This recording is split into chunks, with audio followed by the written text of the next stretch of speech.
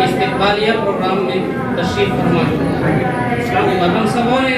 اس programme کو منعقد کیا ہے اور ہم سب ان کا استقبال کر رہے ہیں۔ اللہ تعالیٰ ہم سبوں کے بیٹھنے کو قبول فرمائے اور ان کی تشریف آوری کو ہم سبوں کے لیے باعث سعادت بنائے۔ میرے محترم بزرگوں اور دوستوں، جماعت شریعہ بہار اڑیسہ جھارکھنڈ نے 100 سال میں نمایاں خدمات انجام دی جو ہم سبوں سے پوشیدہ نہیں ہے۔ ہر موقع سے امت کی رہنمائی کی ہے اور خاص طور پر امیر شریعت مولانا سید محمد غوری صاحب رحمانی رحمۃ اللہ علیہ نے تعلیمی میدان میں جو قدم اٹھایا تھا اس کام کو اور مشن کو لے کر آگے بڑھ رہی ہے۔ جماعت شریعہ نے اس مشن کو دائرے کے ساتھ کرنے کا بیڑا اپنی ذمہ لیا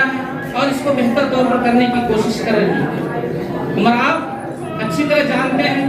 کہ قرآن مجید نے تعلیم کی اہمیت کو اور ہمارے نبی کریم صلی اللہ علیہ وسلم نے تعلیم کی اہمیت کو اور فضیلت کو کس طرح بیان کیا۔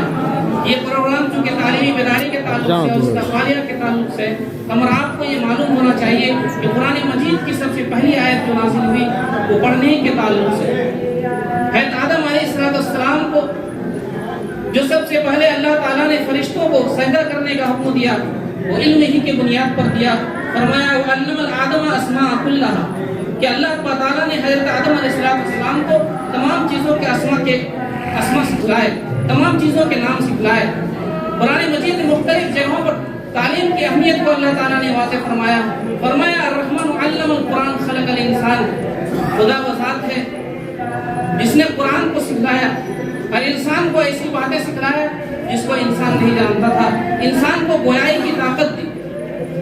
یہی مختلف جگہوں پر قرآن مجید نے علم کی اہمیت کو بیان فرمایا ہے، لیکن آج امت مسلمہ سب سے پیچھے اسی میدان میں، چاہے وہ دینی تعلیم ہو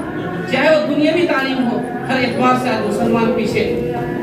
دینی تعلیم میں بھی مسلمان پیچھے ہے اور دنیاوی تعلیم میں مسلمان پیچھے ہے۔ آج دوسری قومیں تعلیم کے میدان میں آگے بڑھتی جا رہی ہیں اور مسلمان اس میدان میں پیچھے ہوتی جا رہی ہیں، جبکہ نبی کریم صلی اللہ علیہ وسلم نے اس امت کو اور اللہ تعالیٰ نے اس امت کو تعلیم کی اہمیت اور فضیلت کو بیان کیا ہے اور سمجھایا ہے کہ اس امت کے لیے تعلیم کس قدر ضروری ہے اور کتنی اہم ہے۔ لیکن آج مسلمانوں نے اسی چیز کو پیچھے چھوڑ دیا اور دوسرے میدانوں میں مسلمان کو آگے ہیں، ناچ گانوں کے محفلوں میں اور دوسرے چیزوں میں مسلمان کو آگے بڑھ رہے ہیں، لیکن آج مسلمان تعلیم کے میدان میں پیچھے ہیں۔ آج جماعت شریعہ اس کام کو کر رہی